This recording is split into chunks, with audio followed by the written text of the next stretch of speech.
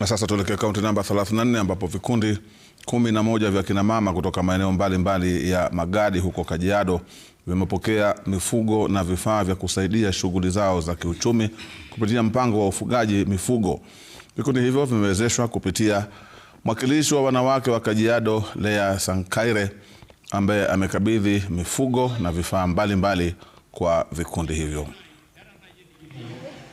Nivyo ni kajo na nwasi. Asiamo. Wadana riba.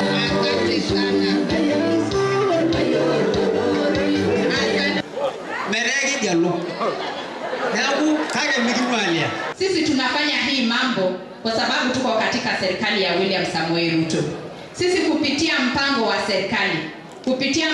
serikali ya restocking, kupitia mpango wa serikali wa kutusaidia, sisi tumeweza kufikisha msaada wetu kwa hao watu ambao tunawasimamia. Tunafuga mifugo, wanazaa, ikifika mwisho wa mwaka tunauza, tunapata kaura ya watoto wa shule. Na sasa tunapata pia chakula kidogo ya kutunza naye watoto. Na hapa hizo check pia inatusaidia pia kupata basari za watoto wa shule. Muhimu wa hizi pesa ya vikundi, tutasaidia kama watoto wetu hawana school fees, tutawalipia school fees na hizo pesa.